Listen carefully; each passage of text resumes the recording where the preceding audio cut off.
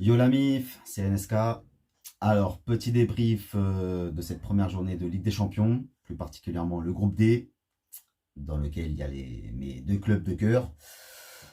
Alors, on va commencer par la bonne nouvelle pour moi, le Sporting en feu. Le Sporting en feu, ils envoient un message très clair et ils montrent, particulièrement aux Marseillais, comment faire pour gagner. Solide, résistant, ils étaient à 100% concentrés. Voilà, ils ont bien tenu le match. Première mi-temps équilibré. C'est vrai qu'en face, bon, Eintracht Francfort, je connais pas vraiment les joueurs. À part Kevin Trapp, c'est un Parisien là, qui fait du mannequinat, mec. Kolo Muani, voilà, l'ancien de Ligue 1 de Lange, il me semble. Mario Götze, le mec, il s'est perdu. Putain, il a fondu aussi.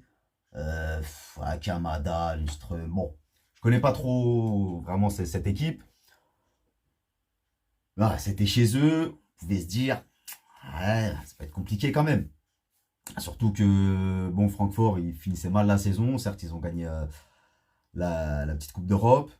Mais là, ils reviennent. Ils avaient gagné 5-0 le week-end dernier. Ils revenaient, Sporting, ils ont mal débuté le début du championnat. Voilà, dans le championnat portugais en plus, cette année, malheureusement, je pense que pour le titre, ça va être compromis. Quand on n'y va pas direct, au Portugal, il y a Porto, Benfica, Sporting. C'est les trois en général. Il y a Braga aussi qui est juste derrière. Voilà, faut y aller direct. Dès qu'on commence à perdre des points, on sait que c'est mort. Donc, Sporting, ils ont déjà deux défaites. Mais voilà, si on est dans les trois premiers, on se qualifie à la Ligue des Champions. Bref. Donc là, voilà, le petit Edwards, nouveau en attaque, de Guimarães. On se dit, premier match de Ligue des Champions, est-ce que ça va le faire? Voilà, on a vendu quand même des joueurs importants. Et on a encore Trincao, Porro, l'infatigable Coates, le capitaine, le fameux capitaine. Voilà, on a été solide. On a joué les coups. Le gardien Adan a fait quelques bons arrêts et quelques peu qu'il y a eu. Voilà, il y a eu quelques difficultés. Première mi-temps, on tient bien. On a des occasions, ils ont des occasions. C'est assez homogène, assez serré. Deuxième mi-temps, on se dit, allez, il y a de la place, largement. Efficacité. Efficacité. Franchement, le premier but, hein, petite action sur le côté. Ça centre. Edouard Stack, il contrôle. Il enchaîne. But du gauche. Voilà, bim, direct sanction, efficacité. Il faut pas 150 occasions. On y va, on ose. Faut oser. Francfort dans les cordes, vous êtes de réagir, bim, contre-attaque. Relance du gardien. Franchement, que je dis pas de bêtises. Ouais. Hein, Edwards qui tape dans la surface, clac, clac, encore lui, il fait la passe, il décale Trincao. Contrôle orienté, bim, crucifixion de trappe. 2-0. Ça y est, c'est bon. Et le troisième, voilà, Pedro Porro, magnifique l'action sur le côté. Côté droit, tac, il lâche pas. Il passe, il centre. Pour ceux qui viennent de rentrer, Nuno Santos. 3-0. Ça y est, la messe est dite. Donc Sporting, ils ont montré comment faire. Donc ça augure bonne suite. Voilà. Marseille et Sporting étant mes deux clubs de cœur. Voilà, bon. Sporting commence bien. Malheureusement, pour Marseille, premier match, le match le plus relevé du groupe, du coup, enfin le plus difficile pour Marseille, contre Tottenham, chez eux, à la direct, jeu de lumière dès le début, bim bim bim, ça veut mettre la pression. On se dit, voilà, Marseille, depuis le temps qu'ils n'ont pas été en Ligue des Champions, comme j'ai dit, ah, avec Marseille, on se dit toujours, il y a moyen, il y a possibilité, on peut, on a l'équipe. Ah, mais toujours un détail, il y a toujours un truc. On se dit, vas-y, pourquoi pas aller cette année? On y va, on espère. Le triplé historique. Première mi-temps. Je pense qu'on a tous été surpris par l'intensité qu'ont mis les joueurs marseillais. On tient tête à Tottenham. Voilà, Tottenham ne savait plus il savait plus quoi faire. Il ne s'attendait pas à autant de.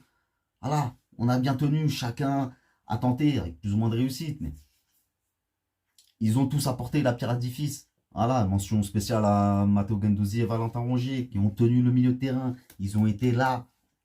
Franchement, bravo, franchement. Et ils ont montré l'exemple. Donc, première mi-temps, voilà, Tottenham, ils n'arrivent pas. Son, Kane, ils n'arrivent pas. Ils ont quelques ballons à négocier, ils n'arrivent pas. Richarlison inexistant. Voilà, Marseille, on est là. On est solide. Voilà, on y va. Il manque quand même des occasions. À la fin de première mi-temps, on essaye, mais on a les ballons, on va à droite, à gauche. Alors on récupère vite les ballons, mais on n'arrive pas à se projeter assez rapidement. Voilà, c'est pas facile, voilà, c'est pas évident. Dommage pour la frappe de Guendou. Lloris vigilant. Voilà, fin de première mi-temps, on se dit, c'est possible. Il y a possibilité, il y a moyen. On met un but, bim, ça y est. Deuxième mi-temps, voilà, le fameux petit détail, toujours un poteau, un but, une faute, une main, quelque chose. Mais c'est ça le haut niveau, les gars, c'est ça. Le moindre détail compte, il faut être à 200% tout le match. Voilà, deuxième mi-temps, dès le début, pressing, pas assez de pressing. On se dit, je sais pas, ils sont pas. Voilà, Nuno Tavares, qui n'était pas dans le match. Franchement, il n'était pas dans le match. Tout ce qu'il a tenté, il n'a pas réussi. Klose, il a pas assez fait. Il n'a pas assez tenté en attaque, c'était pas ça. Luis Suarez, le pauvre, il a peu de ballons à négocier. Bon, il a tenu quelques-uns, mais inexistants. Gerson, pas ouf. Voilà, donc Valentin et Matteo, nickel. Ok, ils ont apporté de la vista, du pressing, nickel. Franchement, ça, nickel. Verretou, il a fait le taf quand même, mais voilà, il manque quelque chose, une passe laser, un truc. Je dis, putain, il a l'expérience. Paul Lopez, bon, fidèle à lui-même, le pauvre garçon. Voilà, Mandanda, qu'est-ce qui nous manque? Ce Paul Lopez, oui, il fait figuration, il fait de son mieux, mais c'est pas exceptionnel. Et en défense, on se dit, voilà, pourtant j'ai Bailey, Mbamba, Gigo, bon, Gigo un peu moins, mais je disais, voilà, ah, il rapporte l'expérience. Putain, ben Mbemba, il nous a fait la même que l'année dernière à Porto. Premier match de Ligue des Champions, carton rouge. Voilà, passer de pressing, sonne en profondeur. Mbemba en bout de course, il tacle. Non, accompagne, tant pis. Bon, il a pris le risque, faut pas lui en vouloir. Mais voilà, le petit fait de jeu qui change tout, qui bascule tout. Et voilà, réduit à 10. C'est yes, c'est bon, c'est mort. On se dit ça y est, ça recommence comme d'habitude. Et après, on attendait juste la punition. On attendait la fessée. On savait que ça allait venir. On a tenu. Voilà, on a fait illusion. Doublé de Richarlison, voilà, parce que Bailey lâche le marquage. Mais bon, c'était le match le plus difficile pour Marseille dans ce groupe. Voilà. Il y a Francfort, Sporting nous ont montré comment faire.